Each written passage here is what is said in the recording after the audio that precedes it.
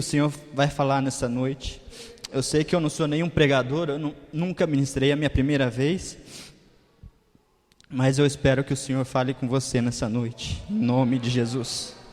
Abram as vossas Bíblias em Jonas capítulo 1, do versículo 1 ao 17. Jonas capítulo 1, do 1 ao 17. Todos acharam? Amém? Veio a palavra do Senhor a Jonas, filho de Amitai, dizendo: Dispõe-te, vai-te à grande cidade de Nínive e clama contra ela, porque a sua malícia subiu até mim. Jonas se dispôs, mas para fugir da presença do Senhor, para Tarsis.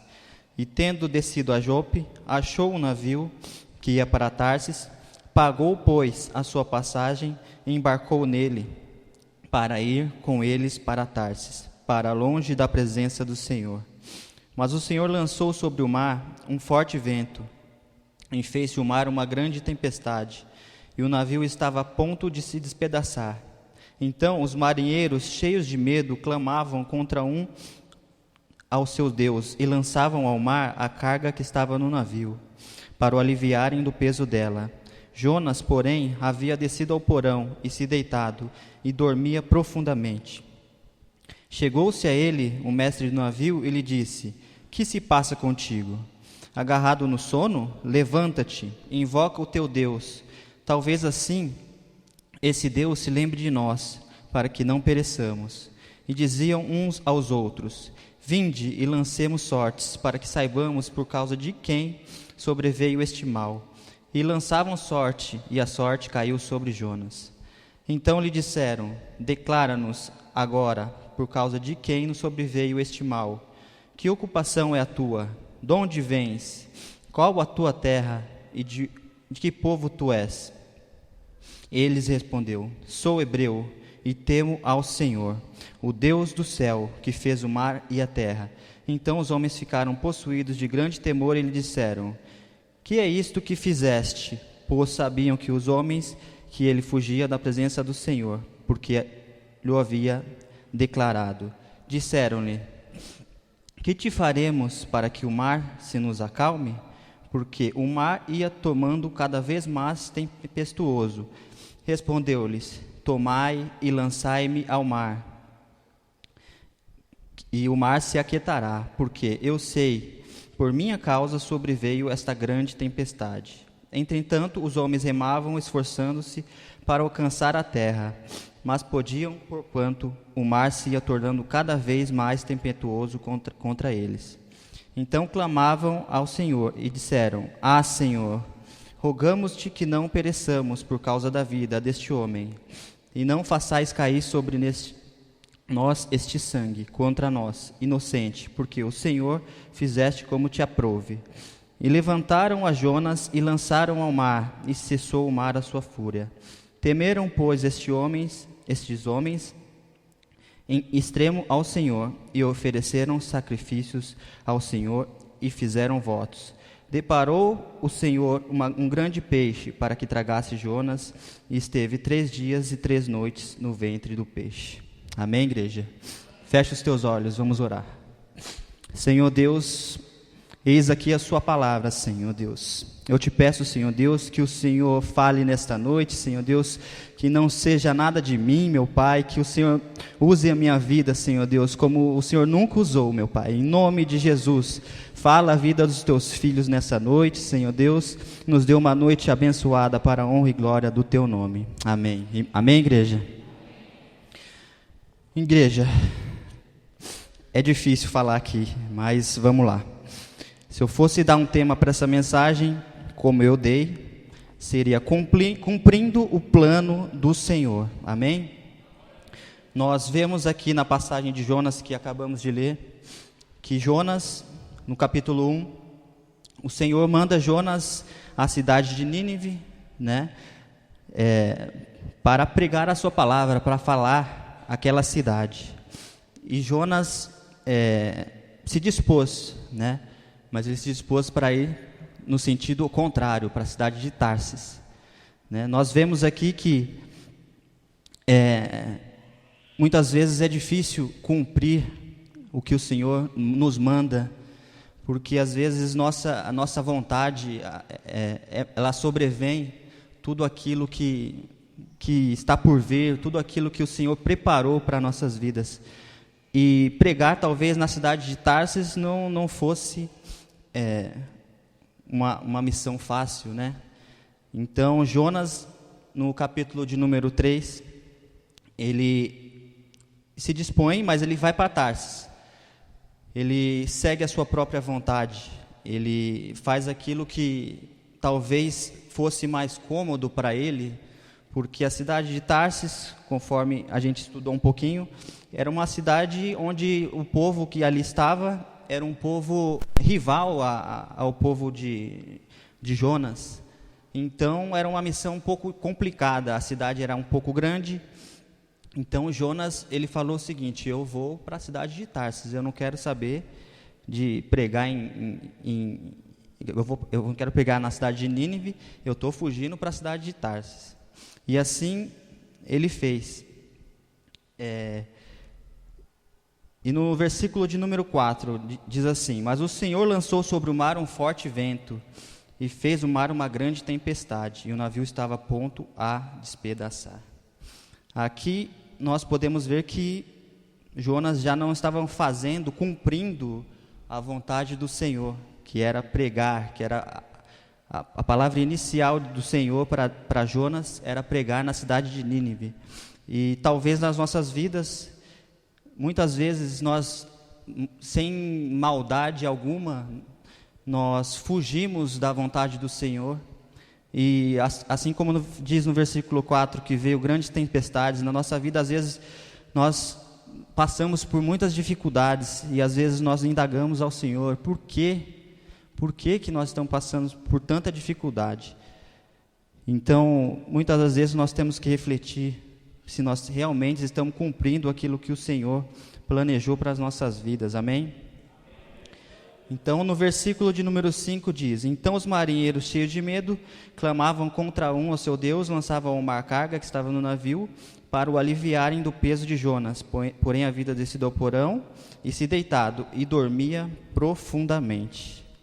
Né? Geralmente, queridos, quando nós seguimos a nossa própria vontade, nós estamos fatalmente desobedecendo a voz de Deus. E eu quero contar um testemunho. Eu quero aproveitar para dizer que em algum momento da minha vida também eu fui desobediente. Eu desobedeci a voz do Senhor. E no versículo de número 3 também diz aí: quando Jonas decidiu ir para Tarsis, a parte C do versículo diz assim: para longe da presença do Senhor. Então Deus, quando nós desobedecemos a palavra de Deus, nós fatalmente estamos saindo da presença do Senhor, nós estamos fora da presença do Senhor. E eu quero contar rapidamente um testemunho da minha vida. Muitos não conhecem, mas no ano de 2003 eu me casei com a Paula. Não era da igreja ainda, mas tinha o propósito de voltar para o Japão, que eu tinha morado lá 3 anos. Então, quando eu casei com ela, antes de casar, ela já sabia que eu voltaria, mas aí casamos. Eu acredito que Deus ali já não queria que eu fosse mais, por isso colocou ela no meu caminho. Então nós casamos mesmo assim, e nisso nosso coração era sempre voltado a fazer a nossa vontade, era sempre querer ir para aquele local com nossos planos financeiros, nossos planos humanos. E nós fomos para aquele local no ano de 2005, né? Orávamos sempre no sentido de: Senhor, faça a nossa vontade. Era sempre a nossa vontade. E a gente vem entender só depois que nada deu certo, que realmente Deus não queria que nós fôssemos para lá, mas Deus atendeu o nosso clamor e permitiu que nós fôssemos até lá. Então, em 2005, fomos para lá, e desde então, no primeiro dia, já foi desde o primeiro dia uma grande tribulação, porque nós chegamos à noite, e nessa primeira noite deixaram a gente lá no nosso apartamento, onde moraríamos, e fomos descansar, e no outro dia eles passariam novamente. E esse dia foi um dia muito difícil. Logo na primeira noite, a gente ligou o aquecedor, que era muito frio, nevava na época, e ligamos o aquecedor e fomos descansar, porque a viagem tinha sido um pouquinho longa, 35 horas de viagem. Então, fomos descansar, ligamos, descansamos, deitamos e fomos dormir. Quando foi de madrugada, a Paula acorda, eu estava dormindo, ela acordou desesperada, ela estava sem ar, sem respirar, não conseguia respirar, na primeira noite já. Ela me chutou, eu estava dormindo, ela me chutou, eu acordei assustado, ela gritando, eu não consigo respirar, eu estou passando mal. E simplificando, ela convulsionou nas minhas mãos, na parede, eu segurando ela convulsionou e caiu nos meus braços, desfalecida, com o olho aberto. E para mim ali ela tinha falecido, ela já tinha partido, isso na primeira noite. E eu comecei a indagar o Senhor, assim como esses profetas do barco indagaram: Senhor, o que está acontecendo? Eu não estou entendendo nada. Por que comigo? O que está acontecendo? Eu não conheço ninguém, eu não sei nem onde eu estou, eu não conheço minha vizinhança, não tenho telefone de ninguém. E a tua filha aqui no meu braço, eu tinha acabado de entrar para a igreja, estava há pouco tempo na igreja. E eu não entendia o que o Senhor queria. E ela desfalecida no meu braço. Eu comecei a orar, eu comecei a chorar, a entrar em choque. E depois de alguns minutos, ela voltou. Depois de alguns minutos, eu ali naquele quarto, ela voltou. E eu acabei que entrando em choque. E ela voltando, e eu entrei em choque. Eu não conseguia... Eu fiquei em choque realmente. Eu não parava de chorar. Parava de chorar, fiquei em choque realmente, choque mesmo. E aí ela foi voltando, e nesses 8 meses, que é onde eu quero chegar, nada deu certo. No primeiro dia já aconteceu isso, e durante os 8 meses que nós permanecemos lá, nada deu certo para a gente, porque depois a gente veio entender, porque a gente estava fazendo somente a nossa vontade, a gente não estava... cumprindo aquilo que o Senhor queria para as nossas vidas, que eu acredito que hoje Ele tem cumprido, Ele tem feito nas nossas vidas aquilo que Ele já tinha planejado lá atrás. Então, deu 8 meses, ela passou muito mal, ela não tinha mais condições de ficar lá, então a gente voltou para cá, assim como... A gente vê aqui que os marinheiros jogaram toda a carga para fora do navio, né? Então eles estavam, a tribulação ela gerou uma tribulação para quem estava em volta de Jonas, né? De todos aqueles marinheiros. E talvez eles tenham perdido muitas coisas, né? Quando jogavam essas caixas, jogavam essa carga para fora do navio.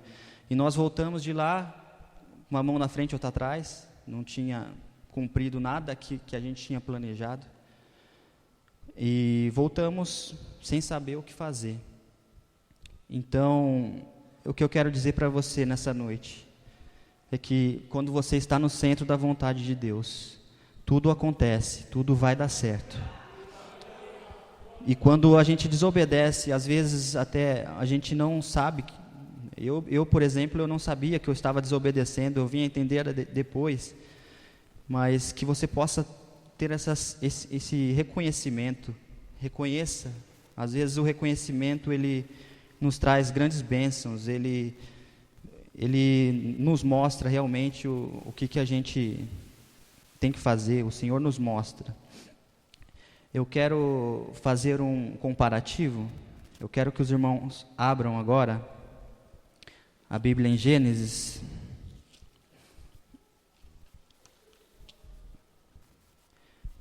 Gênesis capítulo 12, versículo 1.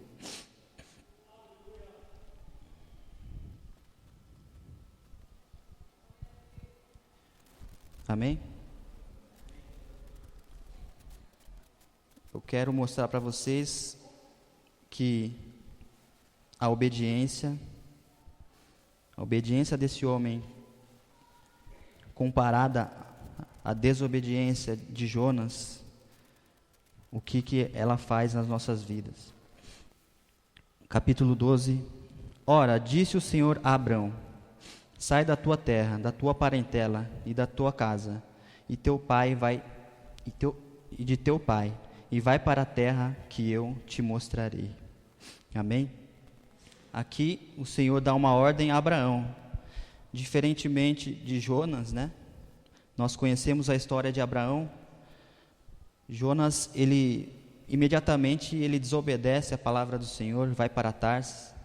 Aqui a gente conhece a história de Abraão, que o Senhor prometeu que ele seria o pai de uma grande nação. Não é nisso que eu quero dizer, que eu quero falar nessa noite.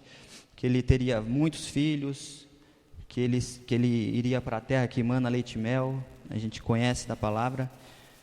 E quando o Senhor dá um filho a ele, no capítulo 22 de Gênesis, eu quero ler com você também, capítulo número 22, que Deus dá o filho, dá Isaac a Abrão, né, que posteriormente Deus mudaria o nome dele para Abraão, capítulo de número 22. Depois dessas coisas, pôs Deus Abraão à prova. Ele disse: Abraão, e ele respondeu: eis-me aqui. Aqui já tem uma diferença de Jonas, né? Quando Deus fala com Abraão, ele diz: eis-me aqui, ou seja, faça a tua vontade. Capítulo de número 2, acrescentou Deus: toma o teu filho, teu único filho Isaque, a quem amas, e vai à terra de Moriá, oferecendo-lhe ali em holocausto sobre um dos montes, que eu te mostrarei. Levantou, pois, Abraão de madrugada, e tendo preparado o seu jumento, tomou consigo 2 dos seus servos, e a Isaque seu filho, rachou a lenha para o holocausto, e foi para o lugar que Deus havia indicado. Então, nós vemos aqui que Abraão, ele obedece à voz do Senhor, e ele prepara prepara o jumento, prepara toda a lenha, e vai obedecer o que o Senhor tinha falado para ele, que era oferecer o seu filho Isaque em sacrifício. Talvez